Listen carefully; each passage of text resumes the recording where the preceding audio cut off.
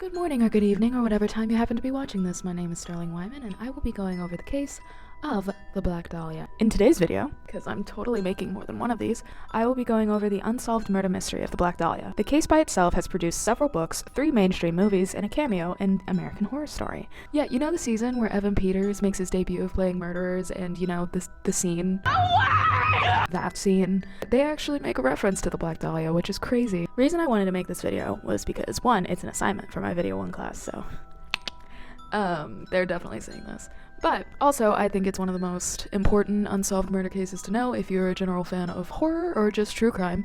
This is definitely a case you should know the details of, and it's commonly referenced in pop culture, so it's a good thing to just keep in your back pocket as knowledge that will never get you a job and is also a very bad conversation starter. With all that said, let's get into the facts of the case. On January 15th of 1947, Betty Berzinger was on a stroll with her child in an LA neighborhood when she came across what she thought to be a dismembered mannequin laying beside the sidewalk. The mannequin that Betty happened to see was actually the body of a woman named Elizabeth Short, who was a 22-year-old Hollywood hopeful. Short's body had been sliced in half, and the corners of her mouth had been cut to her ears, creating a haunting forever smile on her face. Her body was entirely drained of blood, and the cuts had been surgically precise, causing no trauma to her internal organs. Some sources even claim that her intestines had been neatly removed and placed underneath her butt. There was no blood around her body, so police/FBI assumed that she had been disregarded there after her death. Elizabeth Short's last known location was the Crown Grill Bar, which is now a strip club called Club Galaxy, which still stands and you can go visit. The reason she was able to be recognized so quickly is because when her fingerprints were scanned by the FBI, 2 mugshots had appeared. One was for a job, and then another one was a mugshot where she had been caught underage drinking. But the reason I mention that is because they would use her mugshots in newspapers when they were talking about her case or trying to get any information about the case. On January 24th of 1947, the LA Examiner and other newspaper companies started to receive letters written from newspaper clippings, all claiming to be the Black Dahlia's murderer. The most important being an envelope doused in gasoline that contained not only a letter, but also Elizabeth Short's social security number, birth certificate, address book, and photos of her in various places with various people. Another notable letter was the single handwritten letter, which we'll come back to later. Many details of this case have been lost by the LAPD because of their extreme corruption back in the 40s, including a possible fingerprint found on Short's body that was never examined. There was 150 potential suspects and over 500 confessions, but no one to this day has ever been convicted of her death. Now let's get into the theories. I will be going over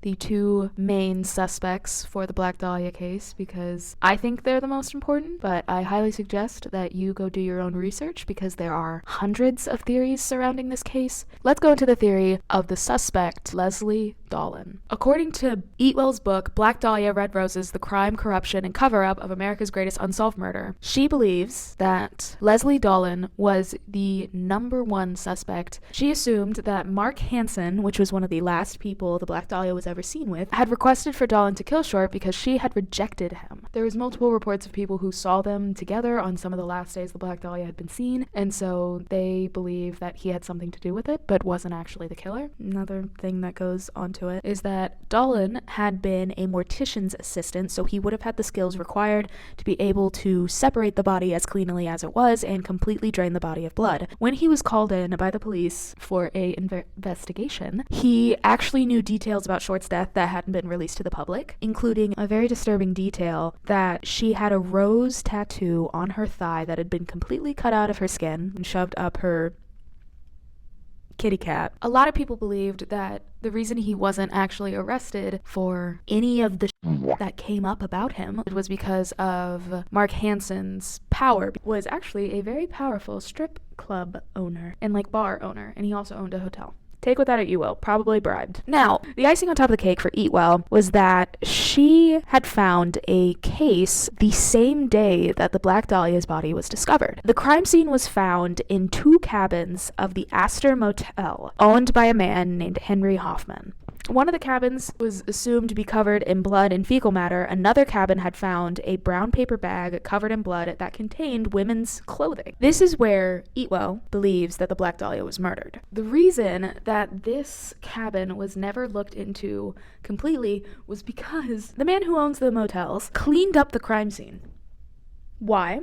Because 4 days prior, he had been found beating his wife and got arrested and didn't want another run-in with the police, so he cleaned up the crime scene and then reported it later.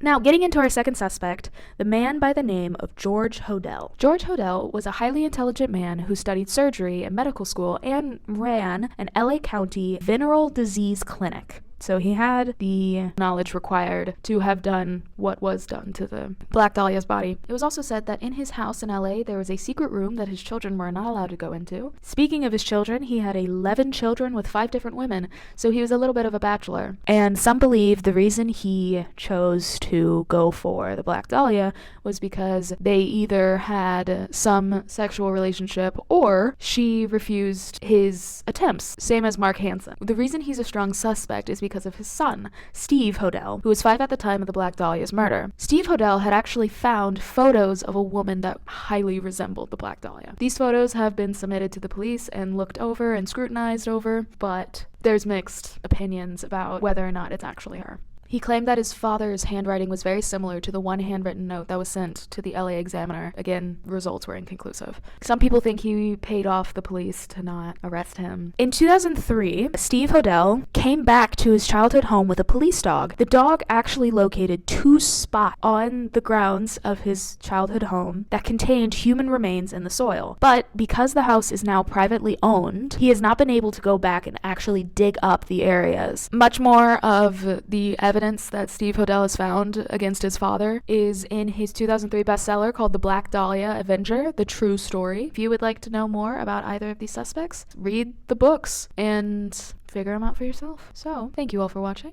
and I hope you have a wonderful day.